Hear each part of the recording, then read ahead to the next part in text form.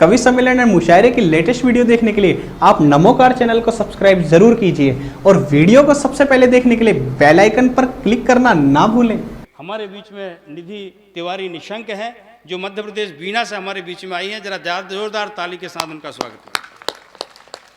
अमर कंठ के अमर नाम है अमर तुम्हारी बहती धारा, अमर कंठ के अमर नाम है अमर तुम्हारी बहती धारा। नतमस्तक है नवन तुम्हें है, नवन करो स्वीकार हमारा। तो दो आशीष मुझे मारेवा, दो आशीष मुझे मारेवा।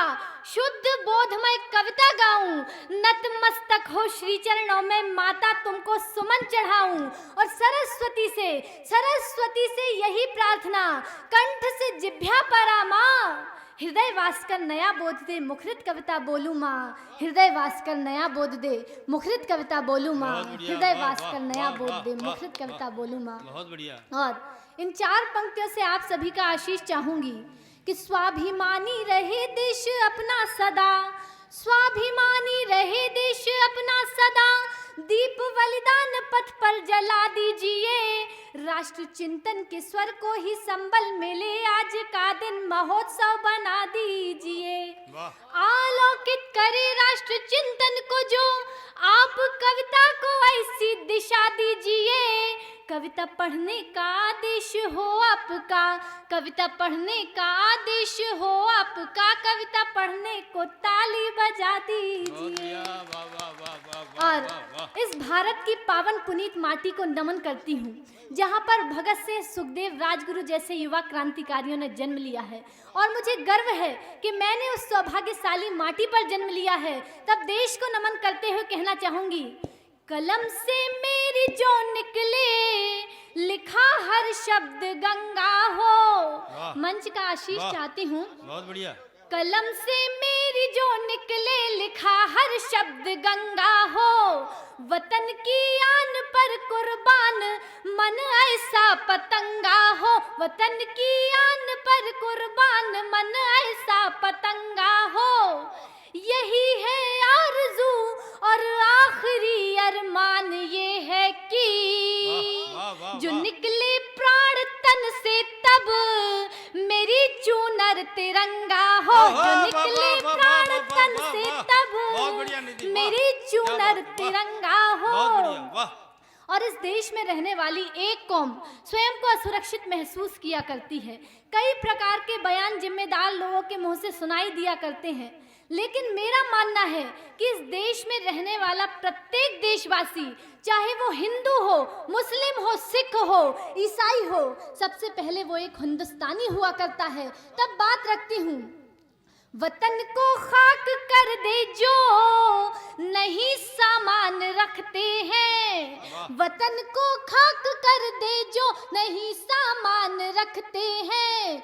अगर हम पूजते तीरथ तो हज का मान रखते हैं। अगर हम पूजते तीरथ तो हज का मान रखते हैं। उन्हें रहमान तुम कह दो वही श्री राम है मेरे। हमारे मन के मंदिर में हम हिंदुस्तान रखते हैं। हमारे मन के मंदिर में तो उसी हिंदुस्तानी माटी के वीर सैनिकों को प्रणाम करती हूँ। और जब वो सीमाओं पर खड़े रहा करते हैं, जब वो सर्दी, गर्मी, बरसातों को झेला करते हैं, तब हम अपने घरों में महफूज रहा करते हैं। और मैं आपको बताना चाहूँगी कि एक आम नागरिक के कार्य करने में और एक सैनिक के कार्य करने में क्या अंतर हुआ करता है। मात्र एक मात्रा का अंतर है। देश का आम नागरिक वेतन के लिए काम करता है, जबकि देश का सैनिक वतन के लिए काम करता है। तब कहना चाहूंगी कि जन्म लेते ही समय से मृत्यु की तस्वीर खींचो। जन्म लेते ही समय से मृत्यु की तस्वीर खींचो। न्याय से प्यासी धरा का रक्त से रण क्षेत्र सींचो। और कायर बनकर जो रहा है वो धरा पर भार होगा। राष्ट्र भक्तों का अभिनंदन राष्ट्र में 100 बार होगा। राष्ट्र भक्तों का अभिनंदन राष्ट्र में सवार होगा। राष्ट्र भक्तों का अभिनंदन राष्ट्र में सवार होगा। बहुत बढ़िया। और जब एक सैनिक सरहद पर लड़ने के लिए जाता है तो उसकी पत्नी और उसके बीच में कुछ वार्तालाप हुआ करता है, कुछ संवाद हुआ करता है, कुछ बातें हुआ करती हैं। उन बातों को आप सभी के सामने रखना चाहती हूँ। यहाँ मातृशक्ति उपस्थित है, सभी को नमन करते हुए कहना चाहूंगी कि पत्नी से बोला जो वीर सीमा पर जाते हुए, पत्नी से बोला जो वीर सीमा पर जाते हुए, भाप कर उसकी उदासी उसको समझाते हुए, बता दो तुम प्रिय मुझको कि क्या इस बार लाऊं मैं, बता दो तुम प्रिय मुझको कि क्या इस बार लाऊं मैं, युद्ध से लौट कर आऊं तो क्या उपहार लाऊं मैं। साहसी नारी थी वो मुस्कुराकर प्यार से बोली, साहसी नारी थी वो मुस्कुराकर प्यार से बोली कि जय का थाल लेकर वो पूरे अधिकार से बोली, हमारी राष्ट्रभक्ति की यही तो आजमाइश है, हमारी राष्ट्रभक्ति की यही तो आजमाइश है। तुम्हें कैसे मैं कह दूं मेरे मन की एक ख्वाहिश है, समर में शत्रु के अभिमान को तुम तोड़ कर आना, नहीं तो वीर गति को पा तिरंगा ओढ़ कर आना, नहीं तो वीर गति को पा तिरंगा ओढ़ कर आना, नहीं तो वीर गति को पा तिरंगा ओढ़ कर आना, नहीं तो वीर गति को पा। और अभी कुछ समय पूर्व देश में सर्जिकल स्ट्राइक हुआ, पूरे विश्व ने, पूरे राष्ट्र ने उस स्ट्राइक का समर्थन किया, लेकिन मेरे देश में रहने वाला एक व्यक्ति ऐसा है जो स्वयं को देश का कर्णधार मानता है, लेकिन उसे इस स्ट्राइक के सबूत चाहिए। तब तमाम देशभक्तों के सामने बात रखती हूँ कि राजनीति की क्लास में नहीं हुए जो पास, राजनीति की क्लास में नहीं हुए जो पास, वही पप्पू मोदी जी से सूद मांगने लगे, राजनीति की क्लास में नहीं हुए जो पास, वही पप्पू मोदी जी से सूद मांगने लगे, सीमा पार की आवार उनको न स्वीकार, कौन कौन था वहां मौजूद मांगने लगे, तो हिंद के जवान जाके खड़े सीना तान वहां खौलते लहू का वो वजूद मांगने लगे, और खुद के वजूद का भी जिनको पता नहीं है, खुद के वजूद का भी जिनको पता नहीं है, सेना से वो शौर्य का सबूत मांगने लगे, सेना से वो शौर्य का सबूत मांगने लगे, सेना से वो शौर्य का सबूत मांगने लगे। और अभी कुछ समय पूर्व उत्तर प्रदेश में चुनाव हुए और मायावती को लगता था मशीन खराब है, अखिलेश और राहुल जी का बेजोड़ गठबंधन था, लेकिन देश का लोकतंत्र है साहब, जाग चुका है, सच्चाई को ऊपर लाना जानता है। तब बात रखती हूँ, आप सभी का आशीष चाहूंगी, मंच आसीन समस्त साहित्यकारों का बात रखती हूँ कि बढ़ चढ़ के यहाँ पे बात सब करते थे, बढ़ चढ़ के यहाँ पे बात सब करते थे, क्या क्या किया किसने वो काम बोलने लगा, बढ़ चढ़ के यहाँ पे बात सब करते थे, क्या क्या किया किसने वो काम बोलने लगा, कितने गधे हैं यहाँ कौन सिंह शूरमा है, अब की चुनाव परिणाम बोलने लगा, तो भ्रष्टाचारी नेता अब मान नहीं पाएंगे, लोकतंत्र अब सरेआम बोलने लगा, और अवध में अवध नरेश की कृपा हुई तो, अवध में अवध नरेश की कृपा हुई तो, आज सारा यूपी श्री राम बोलने लगा, आज सारा यूपी श्री राम बोलने लगा, आज सारा यूपी श्री राम बोलने लगा।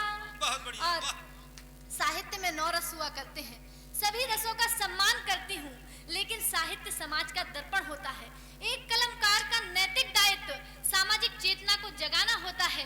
तब मैंने ओज को क्यों स्वीकार किया, बात रखती हूँ कि मानवता की धमनी में जब राग द्वेष का विष बहता हो, मानवता की धमनी में जब राग द्वेष का विष बहता हो, ताशकंद के समझौतों पर स्वप्न शहीदों का ढहता हो, और जब भविष्य का भगत सिंह, जब भविष्य का भगत सिंह भूखे ही दिन काट रहा हो, खाली पेट खड़ा सड़कों पर झूठी पत्तल चाट रहा हो, तो ऐसे में काजल बाजल पर लिखकर क्या मैं दाग लगा दूं, क्यों न क्रांति की बिगुल बजाकर भ्रष्ट तंत्र में आग लगा दूं, क्यों न क्रांति की बिगुल बजाकर भ्रष्ट तंत्र में आग लगा दूं, क्यों न क्रांति की बिगुल बजाकर भ्रष्ट तंत्र में आग लगा दूं। और मेरे देश में तमाम नेता हुए, सभी का सम्मान करती हूँ, सभी अपने अपने कार्य अपने अपने तरीकों से कर रहे हैं, लेकिन मेरे अनुसार देश में जो वास्तविक नेता थे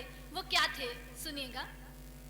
कि जो हवेली को ही स्वर्ग मानकर जीते रहे हैं, जो हवेली को ही स्वर्ग मानकर जीते रहे हैं, प्यार के पथ पर वो नंगे पांव आ सकते नहीं और झांक कर देखा नहीं है जिनने अपने आप में राष्ट्र हित में वो कभी गर्दन कटा सकते नहीं और जिनका सर सदा सरकारों के आगे झुकता रहा है, जिनका सर सदा सरकारों के आगे झुकता रहा है, मंदिरों में वो कभी माथा झुका सकते नहीं और पेट भरने के लिए जो बेच दे ईमान अपना, राष्ट्र हित में वो कभी गर्दन कटा सकते नहीं। और एक नेता देश में बाबू सुभाष थे, दूसरे को नेता कहकर हम बुला सकते नहीं, दूसरे को नेता कहकर हम बुला सकते नहीं, दूसरे को नेता कहकर। और एक बार नेताजी सुभाष चंद्र बोस मेरे स्वप्न में आए और उन्होंने मुझे क्या लिखने के लिए आदेशित किया, वो बात आप सभी के बीच में रखना चाहती हूँ।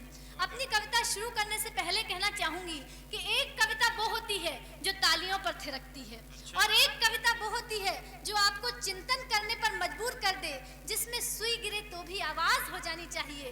मेरी कविता क्या है इसका निर्णय आप सभी पर छोड़ती हूँ, अपनी बात रखती हूँ, मंच का आशीष चाहती हूँ कि श्रम करके संध्या को घर में अपने बिस्तर पर आया था, श्रम करके संध्या को घर में अपने बिस्तर पर आया था। उस दिन ना जाने मैंने क्यों मन में भारीपन पाया था, जब आंख लगी तो सपने में लहराता तिरंगा देखा था, जब आंख लगी तो सपने में लहराता तिरंगा देखा था। राष्ट्र ध्वजा की डोल लिए भारत माता का बेटा था, जय हिंद का नारा बोल जोर से आकर वह चिल्लाए थे। उस रात स्वयं बाबू सुभाष मेरे सपने में आए थे, जय हिंद का नारा बोल जोर से आकर वह चिल्लाए थे। उस रात स्वयं बाबू सुभाष मेरे सपने में आए थे, बोले भारत भूमि में जन्मी है तू कलम को क्यों लजाती है, भारत भूमि में जन्मी है तू कलम को क्यों लजाती है, राग द्वेष की बातों पर क्यों अपनी कलम चलाती है, इन बातों पर तू कविता लिख मैं विषय तुझे बतलाता हूँ, वर्तमान के भारत की मैं झांकी तुझे दिखाता हूँ।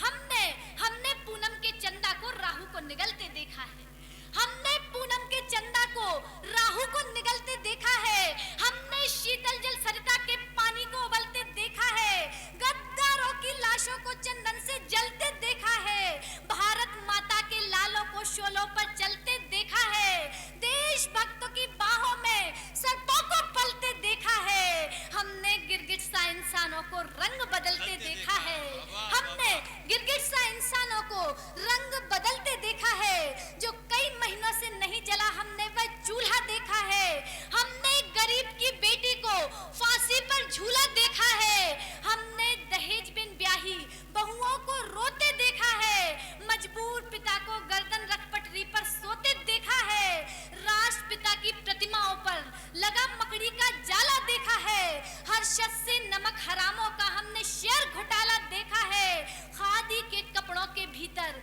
हमने दिल काला देखा है, जनपद वाली बस्ती में हमने कांड हवाला देखा है, हमने चोरी से बच्चों को ले जाते निठारी देखा है, किडनी को बिकते देखा है, लाशों को खाते देखा है, ए राजा और कलमाणी को जेल में जाते देखा है और अमर सिंह को तिहाड़ जेल में रोटी खाते देखा है, अमर सिंह को तिहाड़ जेल में रोटी खाते देखा है, धर्म के संरक्षण में आदर्शों को बिकते देखा है, आशा राम नारायण की नजरों को झुकते देखा है, हमने संसद के साथ, हमने देश के साथ स्वयं होती गद्दारी देखी है, हमने संसद के अंदर नाचती भ्रष्टाचारी देखी है और हमने देश के साथ स्वयं होती गद्दारी देखी है। ये सारी बातें सपने में नेताजी कहते जाते थे, उनकी आंखों से झरझर आंसू भी बहते जाते थे, बोले जा बेटी अब तू भारत माता के सोते लाल जगा, अभी वतन आजाद नहीं आजाद हिंद फिर फौज बना, अभी वतन आजाद नहीं आजाद हिंद फिर फौज बना। और मैं जानती हूँ कि इस सदन में बैठा हुआ प्रत्येक व्यक्ति राष्ट्रभक्त है, आप सभी में राष्ट्रभक्ति की भावना सर्वोपरि है, तब माता भारती का जयगान, माता भारती का जय घोष पूरे मन और मनोयोग से होना चाहिए।